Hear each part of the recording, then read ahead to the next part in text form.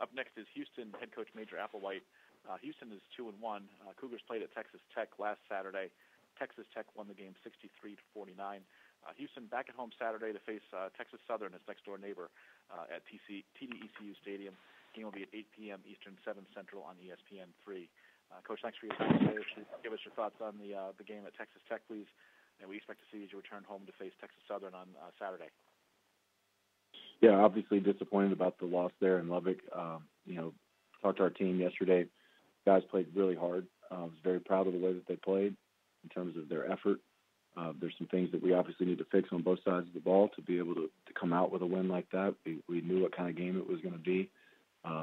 Probably the most telling thing was all of our guys were at practice yesterday. We have a few injuries that are going to linger, but our guys were back. They were ready to practice, and they were ticked off. I mean, they were mad about it, and I'm glad that we have a mad football team that's ready to get back this week and get focused on Texas Southern and fix the issues. Take questions for Coach Major Applewhite, please. Star 1 on your telephone keypad to join the queue. The operator will introduce you. Thank you. We'll take our next question from Dan Tortora from wakeupcalldt.com. Please go ahead. Your line is open. Good morning, Coach. How are you? Good. How are you? Good. Just to kind of go off of that, you said your football team is mad. Put up 49 points on Texas Tech, made it a game. Just what you can say about when they return to practice, just what you saw of their attitude, to go a little bit deeper into them being upset, just the fact that they're not going to let this one go, in the sense of they want to build off of it and obviously do better next time. Yeah, the context of them being upset is that they fully expected to go in and win the game. And they're upset with whatever their job or their responsibility was, as is the coaching staff as well, that we didn't get the win that we felt and we expected to go get.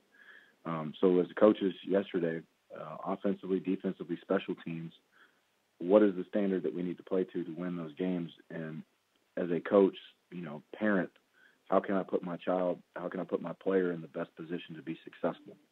And so examining those things on both sides of the football is really what is kind of the context of being mad or upset about the losses. What is my responsibility as a coach? What is my responsibility as a player? And watching the film, and what does the film say? And we all have to be honest with ourselves when we're putting the young man in a position that can't make a play or it's too much for him. And we have to be accountable and responsible as a player. I'm experienced. I know this. I've run this. I've executed this. This is on me. And at the very end of the day, though, from our practice, it's a very confident bunch. They feel very good about themselves. They are a very good football team, and I do too. I think we're a damn good football team who didn't play well. We're still the same football team that had a phenomenal game 8 days ago. So where was the mix-up? And let's go back as coaches and let's eliminate the error. Let's get deeper into what we're doing, what we're coaching, what we're teaching, and putting the right people in the game. And if it's not the right person, then let's replace them. If not, then we need to fit our scheme around our players. And you talk about the ferocity, that belief, from Tom Herman to you, that this team is something special, that this team has something to give, and you haven't lost a leg on that. Like you said, you believe that this is a damn good football team. What do you see in these players? Because Houston is one of those teams that built itself up and is not looking to taper off at all. I mean, obviously you're looking to make this an every year thing, and this team is pushing to do that as well. So just what you could say about the environment, the culture that Tom Herman pushed for, and that you're continuing there. Well, I don't really, understand the Tom Herman thing. I mean, this is about our football team in 2018. When we finished the 2016 season, we were 4-4 in our last 8 games. So it's about this year. It's not about 16 or 15 or 17. It's about 2018. And we didn't finish the season the way we needed to in 2016.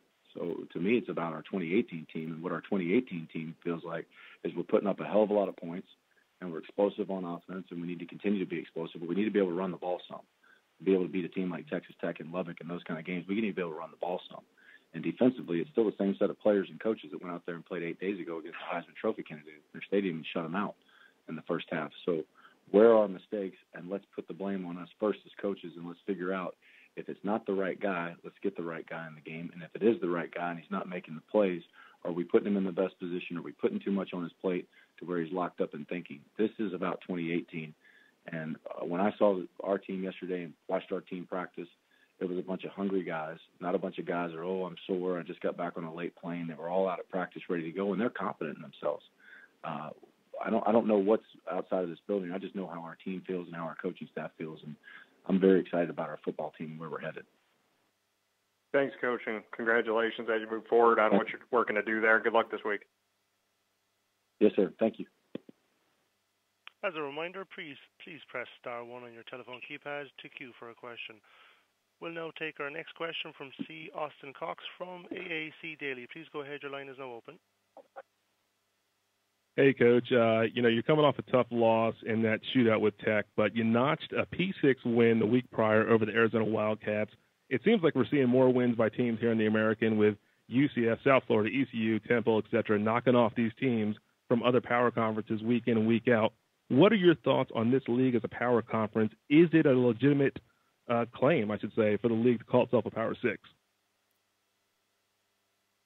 Yes. Yes. If we're going to put labels on people, yes. We're a P6 or what? I don't even know. There's P5, G5. I don't even understand it all. I just know that there's a lot of good football players out there. I'm seeing Troy win in Lincoln. I'm seeing North Texas win in Fayetteville. I'm seeing us beat Arizona last week, play a fourth quarter game against Texas Tech. There's a lot of good football teams out there, and winning is difficult. And there's a lot of great players, and the whole any given Saturday, once the ball's teed up, cliche is real. And so you have to be prepared to play every Saturday, regardless of who your opponent is. There's good football players. There's hot quarterbacks and wideouts that you can run into. There's turnovers that can take you out of a game and let a lesser team in a game and get you beat at home. And there's a lot of things that you have to be prepared for. So, this is just kind of something that's more media-driven. As I can guarantee you, as football players and coaches, these kids and coaches all know each other, and they all know that they're capable. We know the coaching fraternity, and these players go to camps, they go to high school, they play against each other. They all know who the good players are. They don't buy into this group of 5, Power 5, P6, whatever. They know that anybody and everybody they play is damn good. And that's really the moral minds of your players and your competitors and your coaches. Appreciate that one. And, you guys obviously had some off-season changes, most notably bringing in Kendall Briles as your OC. Of course, there's the benefit of players like De'Aaron King having season to mature. Do you feel like your Houston offense is improving and making the strides that you hoped for so far through 3 games? Yes. Yeah, and the short answer, yes. There's always things that we can work on and get better at. And, one thing is we're going to continue to put emphasis on rushing the football. It's great to be explosive and score, and that's the name of the game, score points. That is our job. How we score points is important too. And we got to make it a collaborative effort, a team effort. And then there's just some execution things. We're not flawless because we're putting up a lot of points, but there's some things that we're going to go back on and work on and get better at. But the short answer to your question is yes, I'm pleased with where we're headed offensively, and this is what I pictured happening. Sounds good, Coach, and good luck against Texas Southern. Yes, sir. Thank you. Coach, thanks so much for your time today. I look forward to hearing from you once again next Monday.